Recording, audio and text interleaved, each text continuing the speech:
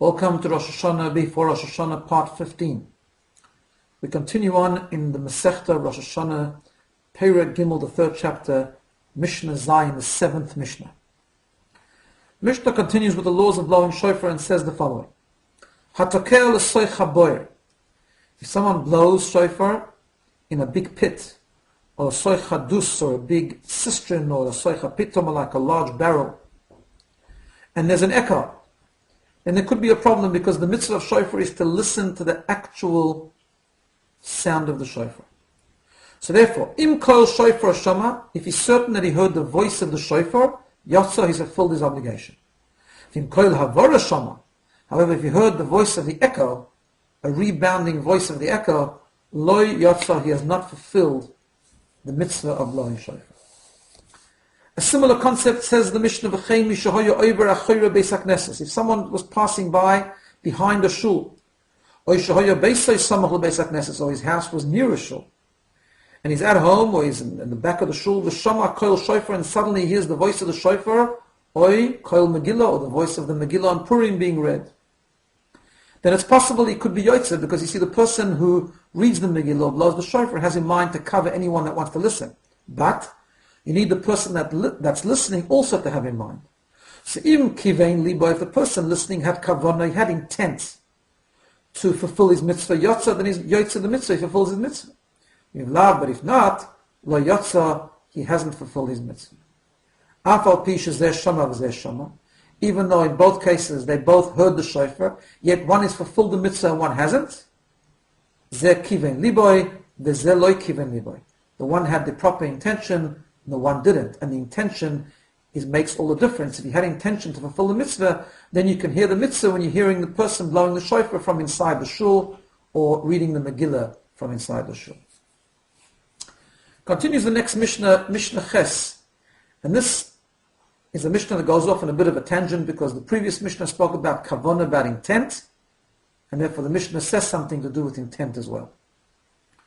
The Mishnah talks about the case when the Jews fought Amalek, when they just came out of Mitzrayim. And Moshe Rabbeinu went up on the mountain, and it says that when his hands were lifted up, they won the war. But if his hands would droop and weren't lifted up, then they would weaken and not win the war. And that's what the Pasuk says, V'hoyo kasher yori Moshe yoda v'govar Yisrael v'gomer. And it came to pass that when Moshe Rabbeinu raised his hand, then the Yidden were victorious. Says the Mishnah, is it the hands of Moshe that make a war or break a war? Win the war or lose the war?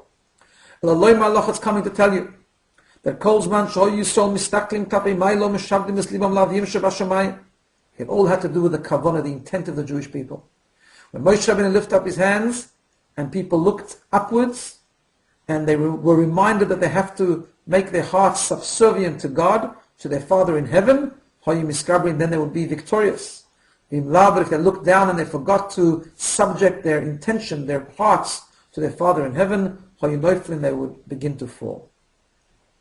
A similar thing we find in Chumash's story, when there was a plague of snakes, and Moshe Rabbeinu cried out to Hashem, and Hashem sent to make this copper snake, and when Jews will look at the snake, they'll be healed from the snake bite. And it says in the Pasuk, make a serpent to put on a pole. Anyone who becomes bitten by the snake will look at this pole and live. It says the Mishnah, is that image of the snake, does that kill or does that bring people to life? Does that keep people alive? But says the Mishnah, no, it had to do with the intention of the Jewish people. It was just a reminder. When Jews would look upwards and make their hearts subservient to their Father in heaven, they would be cured. They would be saved. But if not, they would perish.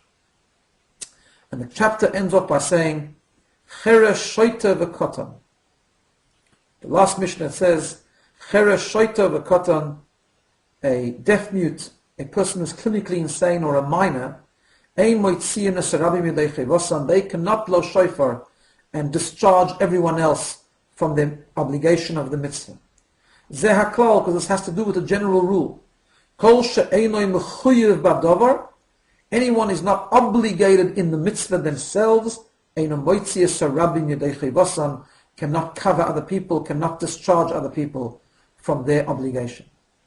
In other words, only someone who's obligated himself to blow shofar can blow shofar for other people. Now, it could be that the person who blows shofar has already fulfilled the mitzvah, but because he's a person that's part of that obligation, therefore he can blow shofar for other people. But someone who doesn't have that biblical obligation of blowing shofar may not blow shofar for other people. Shana Tova, have a good day.